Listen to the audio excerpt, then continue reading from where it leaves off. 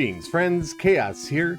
I'm still working hard on the Minecraft Terraria episode. Not only am I having to learn how to play Minecraft and build in there, but I'm also having to learn some software so that I can edit videos in the format that I want, and it's taking a bit longer than I expected. And the hippie Let's Play videos are waiting for that to come out because I'm trying to focus on one big thing at a time. However, you guys all seem to enjoy the last episode where I built this house in 10 minutes, 1 minute, and 10 seconds. And since you guys enjoyed that, I thought I would do the same sort of thing again today with the twist. Instead of building houses, I'm going to be building farms. 3 different farms, each with a unique function, so be sure you watch to the end of this video because all 3 of these farms might be helpful in your Terraria Let's Play. So the first farm that I'm going to be working on will be the 10-minute farm. This is going to be pretty much the ultimate NPC grinder. It's also going to be a Rod of Discord farm. It's a little bit of everything. This is absolutely a powerhouse farm, and I'm excited to get started. And the first thing that I need to do is clear out a massive area. I'm going to be using the Celebration Mark II so I can do this quickly because obviously I'm speedrunning this farm. Time is very limited. This might not be done in the most efficient way, but that's going to be okay as this is, again, just a quick challenge. Now, the reason I'm picking this location is very specific. As you can see in the background walls, I am in between the underground and the cavern biomes, and for a very specific reason. At this area, you will get enemies that only show up in the cavern, such as, I don't know, Chaos Elementals for the Rod of Discord, but you will not get some of the enemies that show up further down, like Rune Wizards or Timmy. So those no longer become a threat, but we still get the enemies that we want to farm, and we can get that without being attacked through walls for the most part. We still have to worry about some of the mimic chests and stuff like that, but this farm will cover how to survive them. I'm not going to go into too much detail verbally about that, as I do have a complete tutorial out on this farm, so if you're curious about it, I'll leave a link to that in the description below. You can be sure to check it out yourself. I'm hoping to get this area completely cleared out in probably about 3 minutes. It's not looking like, maybe I might be able to get this cleared out in about 3 minutes. That'd give me enough time, I think, to build the rest of the farm. That chest is going to be a pain in my butt. That's an unfortunate thing that I didn't foresee. We got to get rid of all this junk really. No, I just want to throw it, not use it. I do not want to be invisible. Whatever, game. Whatever. Break it. Gone. Okay, let's go. We'll get rid of that invisibility. Sometimes the world just throws you some twists. So the reason we're clearing out a big area here is so that we can get lots of enemies spawning exactly where we want them to and not in tiny cave pockets throughout the area. So by clearing all of this out, no enemies can spawn away from the farm, and will ideally only spawn within the farm. So I'm going to do this for another 20 or so seconds, and we'll call it good enough, and then move on to building the farm itself.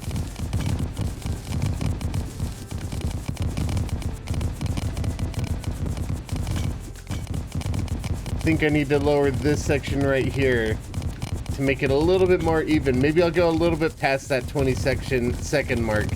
That's okay if not all the background walls are destroyed or anything like that. That's not going to be a huge deal. That chest might be a little bit annoying, but that's okay. We're going to go good enough for now. Find the middle of the farm. We're going to go towards the center of it, right about here. And we're going to grab an ice rod. This will be the location where we are going to AFK. Why am I painting? I don't know. Apparently I care about how farms look. So the farm itself is going to be right in here. This will be the kill chamber for the mobs. And I'm gonna need to lift this up about 10 blocks. And it's just going to be a standard volcano shape. So the enemies are going to walk up the volcano and then they're going to fall into the kill chamber. It doesn't matter what I make these sides out of, but the rest of the room kind of matters because it'll add to the versatility of the farm. So essentially, I'm setting this farm up to be a Rod of Discord farm, but it's really, really flexible. You could use just stone to get standard cavern enemies. We're gonna go ahead and switch to pearl stone at this point. So you'd be using the stone here in place of the pearl stone that I'm placing. You could use crimstone to get crimson enemies, ebonstone to get corruption enemies. Really, this farm could do a lot of different things. I'm gonna double down on this so that way we actually get a hallowed biome as well. And we're getting close to the halfway mark. I think we're gonna be okay. I don't know, this is gonna have some redstone work in it as well. I broke a couple blocks I didn't mean to, and I'm very particular about that, so you know what? Whatever, we're gonna fix them. And we're gonna do the same thing on this other side. And if we still don't have a hallowed biome at the end of this, then I'm gonna have to go and add some more to the middle, which is perfectly okay. I do have a little bit of floating rock up there, but I don't think it's gonna be a big deal in the grand scheme of things. So once we're done placing this, we need to add the area where we're going to AFK. It's going to be set up in a particular way that if we take damage while in there, that damage would come from a hallowed mimic. That's going to knock us off to the side. Okay, we do have the appropriate biome. Fantastic. And we're going to be teleported somewhere else. So we're going to place 2 blocks like this, a block here, a block there, and these blocks are going to be sloped, and then we're going to build a box around it, and this is where we're going to be sitting to AFK. In the middle of that, we're going to put a gray pressure plate on either side and a teal pressure plate in the middle. That teal pressure plate is going to be activating that timer here. And that timer is going to do a couple of handy things, such as activating 2 heart statues next to us. And we're going to go ahead and place those there. These will add to our survivability while in this farm, because again, we're going to be attacked by a hallowed mimic. We're also going to add a bass statue, a life, or a heart lantern, and a campfire to add to our survivability, plus a little bit of honey in there as well. And then below that, we need to add the teleporters. And let's go ahead and... oh, I don't have a Rod of Discord on me. Okay, I didn't think to grab one. I should have. That's okay. So we're going to add this here with 2 teleporters right there. Let's go ahead and wire up this farm as well. So the teal pressure pad is going to connect to that quarter-second timer. Quarter-second timer will connect to the heart statues, so those will go off whenever we're in the farm. And we'll need to grab 1 wire, connect it to that pressure plate, and another wire color connected to that pressure plate. Both of those will go through the teleporters, and those are going to go off to the side. 2 minutes left. We're getting close. All the way down here. That's going to be our little safety zone. You know, I should just build that right now, because we only have a couple of minutes left. We need to make a box around this safety zone. And inside this box, we're going to have a hoik track. So right through the middle of it. And all of these are going to be sloped in that direction. And then below that, this is where the teleporters are going to connect. Inventory. A little bit of honey in here. A 5-second timer. a weighted pressure pad right there connected to that 5-second timer. Both of these are going to connect to there. 5-second timer connects to that. Then that 5-second timer connects to this teleporter and all the way back to the farm itself, connecting to that teleporter right there. We need a single bucket of lava in here to kill the enemies, and the farm is pretty much done. I'm just going to do a couple of survivability things over here in this small little chamber.